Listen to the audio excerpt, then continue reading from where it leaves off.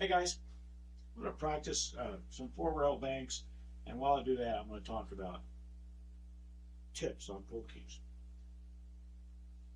I'm not the pool expert or the pool historian. Mike Shamos is a pretty darn good historian, but he's not on this channel, it's my channel. Um, some of this is based on like my experience, what I've heard and seen, but some of it's older than I am, if you can believe that, and it's been passed on through the generations. So some of that may be made up or at least exaggerated. Like this guy, my paternal great great grandfather Philip, you can tell from the picture, was just a hilarious guy. At least that's what I heard. He was hilarious. Or this guy, my own father David, who I definitely know was funny, and definitely prone to exaggeration and stuff like that. Anyway, so originally our ancestors played pool, didn't have a tip. They played with an actual stick. Probably went out in the woods, cut down a sapling, shot pool with it. So whatever tip you had, depending on what kind of stick you had. If you had a maple stick, then you had a maple tip. If you had an oak stick, you had an oak tip. Around, I want to say about 1850, there was a French guy that had the idea to put a hunk of leather on the end of his stick. And when he did that, first of all, he probably had to run away from like the burn at the stake. He's a witch type people. But that change kind of took the world by storm, the pool world by storm. Because he could do things that nobody had been able to do before. Put spin on the ball, put follow on the ball, put draw. Just all kinds of stuff.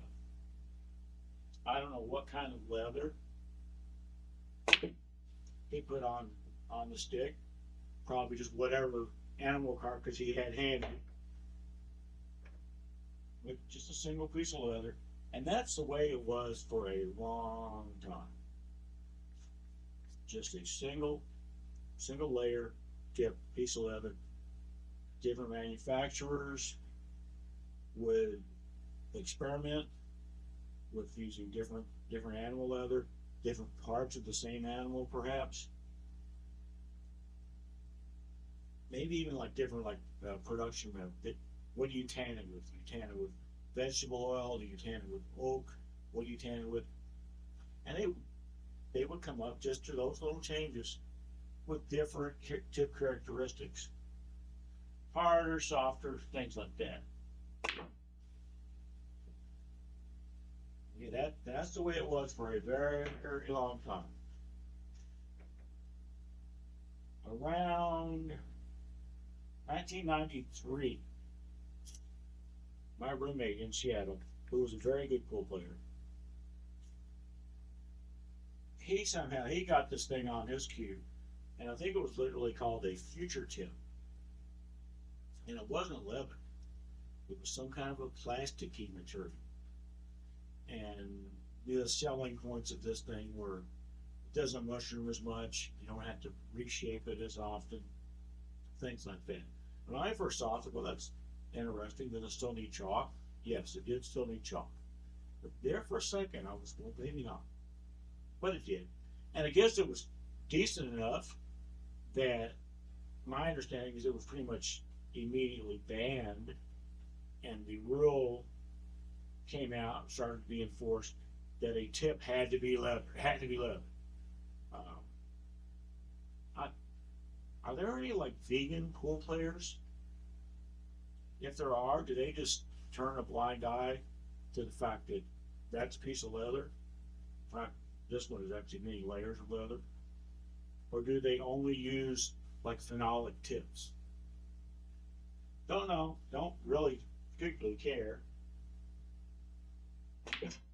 That just kind of just goes to show you that the whiny crybabies were in force even back then, in the mid-90s. I don't think that should come as a surprise to anyone.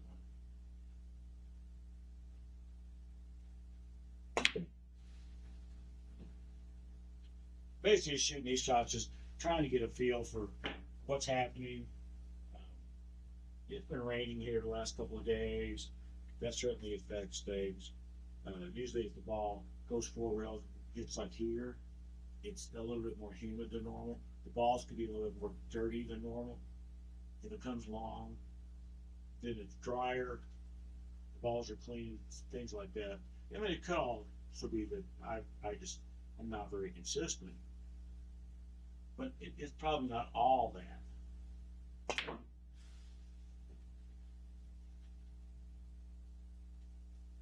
Where was I at? Oh, I was talking about this future tip thing they got made. And it did, and then they went back to single layered leather tips. Around the turn of the century, this is the first that I ever heard about them. Multiple layer tips were introduced. The first ones I ever heard about were by Moore. I think I went into my local billiard place to get like a new La Pro. That's what I was using at the time. This was after I moved back here. And I think it was Truman. He said, "Hey Dave, you should try one of these Maury tips. They're pretty cool." Okay, I'll try it. Basically anything Truman Hope suggested to me, I was going to try. Even back then, I like to try different stuff.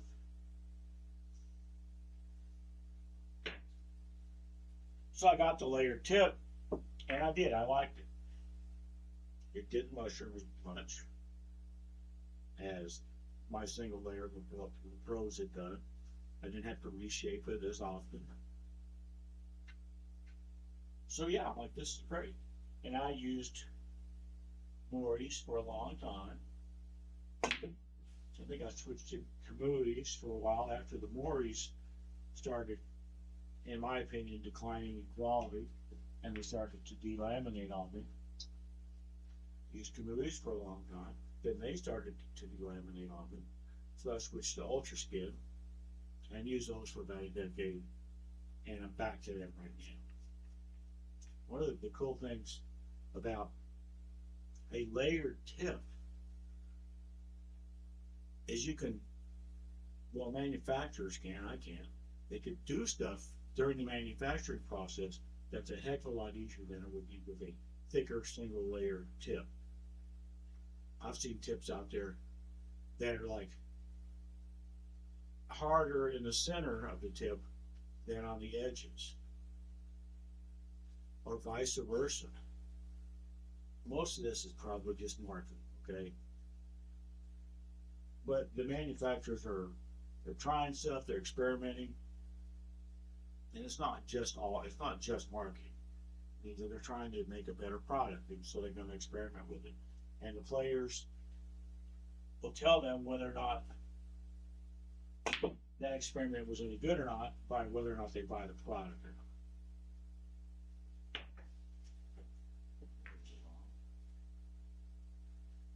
It's kind of where we're at now. It's layered tips, sometimes with varying densities. You know, some of the manufacturers will have like a red layer, you know, all brown, and then but there's a red layer. That's mainly to just identify the tip. They've trademarked a red layer, whatever. I don't think that has any performance characteristics at all. I could be wrong.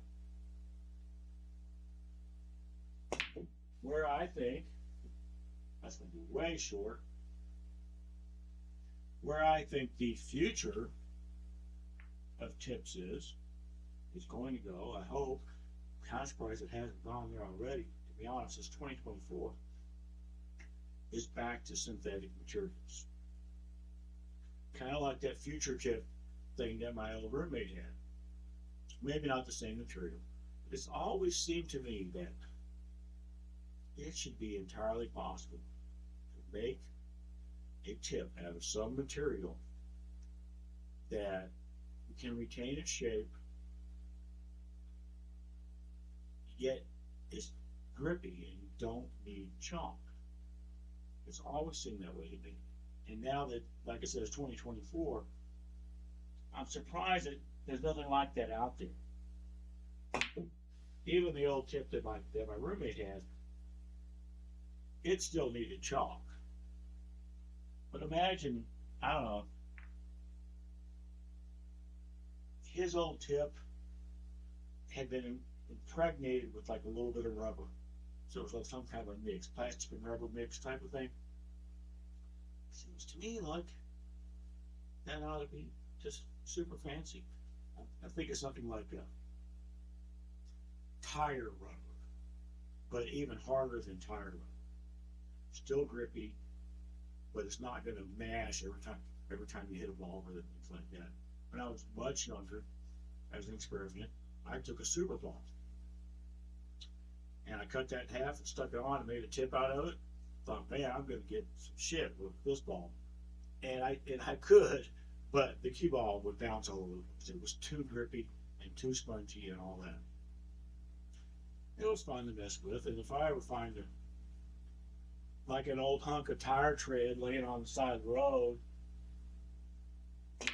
and I'm not in a hurry, maybe I'll go get it. I have an optical illusion on this shot. But I think that's going to be what the future of tips is going to go to. Is they're going to go away from leather, because even with the layering and all that, it's not as consistent as I think it could be. And plus all the environmentalists and all that, they can't like leather. I guess they can't really like plastic either. There could be something that they wouldn't get into an uproar about. Having an optical illusion on the shot. Yep. It hasn't happened yet as far as the tips go. I think it will. I don't know if I'm going to live long enough to see it happen. But when it does, I'm absolutely going to buy one and try it.